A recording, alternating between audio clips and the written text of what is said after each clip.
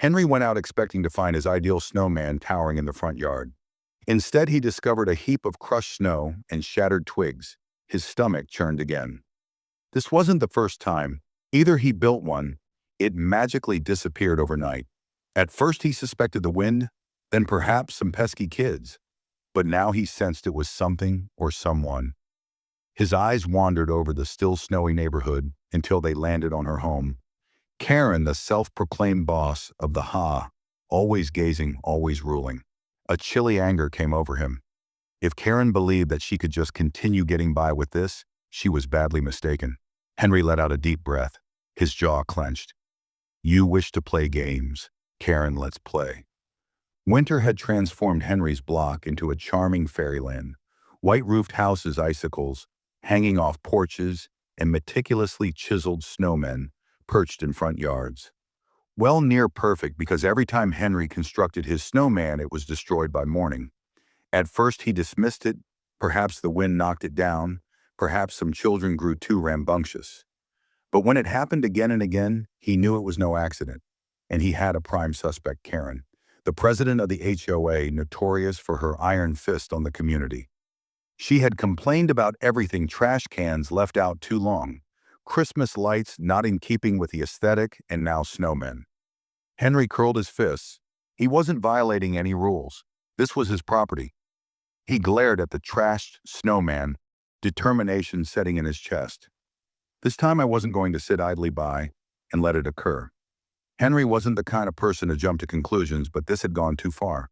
He wasn't going to let Karen continue ruining his snowman without evidence. If she was actually responsible, he needed proof. That night, after meticulously crafting another snowman, he installed a hidden camera on his porch. Its lens pointed directly at the yard. He even left some fake footprints in the snow, so it would appear as though someone had already been sneaking around. If Karen bit the hook, he'd get her caught red-handed. The next morning, Henry rushed in to review the footage. His heart was racing as he flipped through the night's recording. At first, nothing but quiet, just the still, snowy landscape under the soft blue light of the street lamps. Then movement. A figure appeared from over the road, moving stealthily towards his snowman. The person had a purpose to their movement, and when they crossed into the pool of light, Henry's mind was made up. Karen. She did not have to think. She kicked it sharply in the leg, sending the snowman over with a resounding crash. Then, to rub salt in the wound, she trod on its head, squashing it into the earth. A triumphant smirk flickered on her face before she turned and strode away, vanishing into her house as if nothing had occurred. Henry's fist curled up. Unbelievable. This wasn't some trivial accident. She was doing this intentionally. And the way she walked, so smug, so arrogant, like she was better than everyone else, it made his blood boil. Enough. Grabbing his jacket, Henry stormed across the street. He didn't care that it was early morning. He didn't care if she was still in her pajamas. She was going to answer for this. He knocked on her door. Moments later, it creaked open, and there she stood, covered in a warm robe, a steaming mug of coffee cradled in her hand. Unfazed. Henry, she said, raising a beautifully shaped eyebrow. What a surprise. Cut the act, Karen. Henry snapped. I know it was you. Karen took a slow drink of her coffee, her face unreadable. I have no idea what you're talking about. Henry pulled out his phone and played the footage. As Karen watched herself trashing his snowman, her face barely flickered. Still denying it? Henry asked, spoke tight with anger. Karen sighed, putting her mug down. Fine, she admitted, I did it, but it's against HOA regulations? Henry scoffed. Snowmen. Since when? Karen crossed her arms. Section 4. B. No unsightly decorations. Henry glared at her in disbelief. Unsightly? It's a snowman. Karen, she smiled, but there was a warning in her eyes. Rules are rules, Henry. I'd hate for you to start getting violations. Henry felt a rush of anger. This had nothing to do with rules. This had everything to do with control. As he turned and walked away, one thing was certain. This was war. Henry stormed into his home. His jaw set. Karen thought she had won. She thought she could intimidate the whole neighborhood into obeying her silly rules. But not tonight.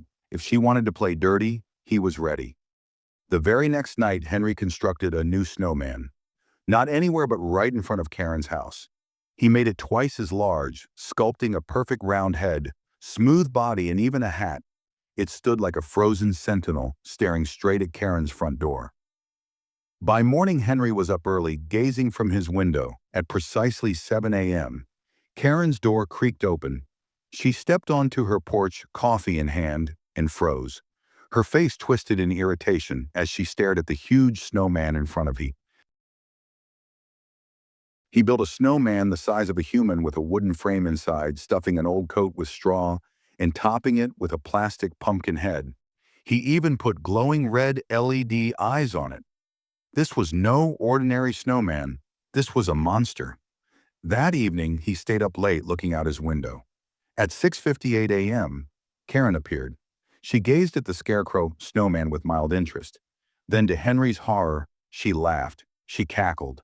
Then, with one mighty swing of her boot, she kicked the snowman's legs from under it. The wooden frame splintered, the pumpkin head rolled away, and Karen walked off like a triumphant warrior. Henry's heart was racing. She wasn't just ruining his snowmen, she was reveling in it. Karen's smugness was intolerable. It was infuriating. Henry sat on his porch looking at the shattered remnants of his latest creation. This wasn't going to work.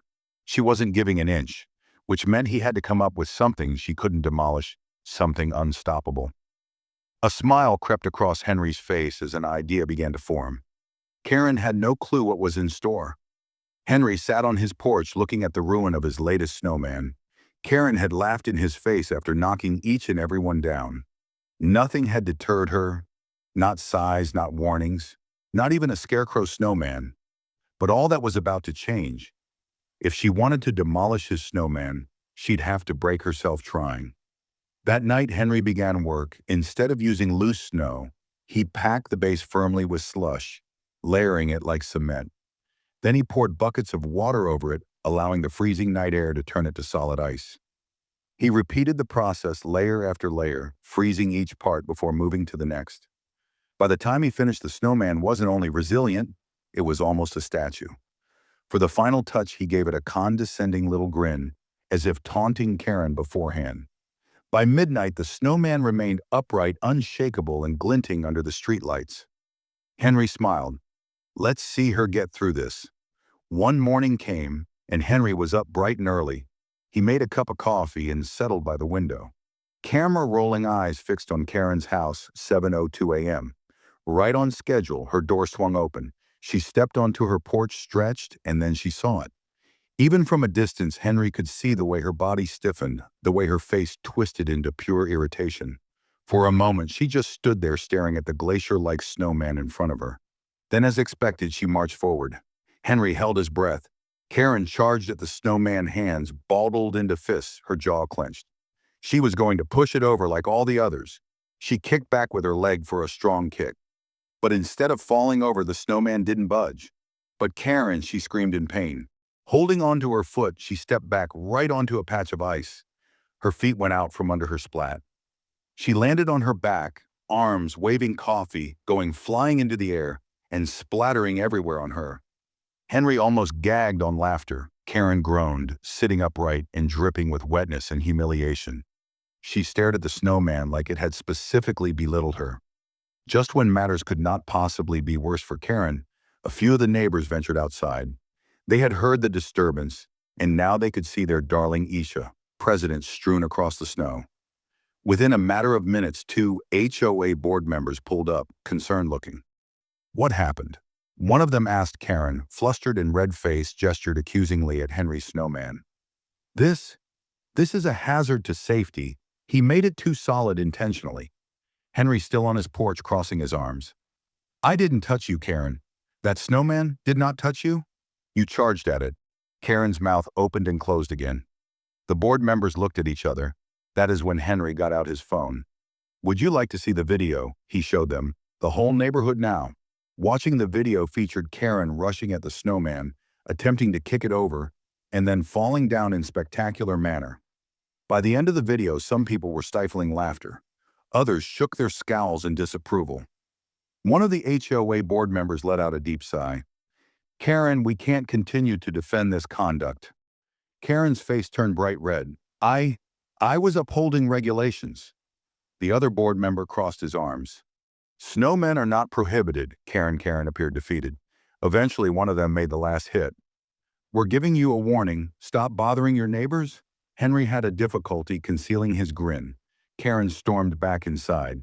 Embarrassed Henry, meanwhile, remained outside sipping his coffee, watching his snowman remain untouched for the first time. Neighbors chuckled, whispered, and gave Karen disapproving glances. Karen had lost. As Henry turned back towards his house, he patted the solid ice snowman. We did it, buddy. Karen didn't dare touch Henry's snowman again. Whether it was the humiliation, the warning from the HOA, or the laughter of the neighbors, she finally backed off. With his victory secured, Henry went big.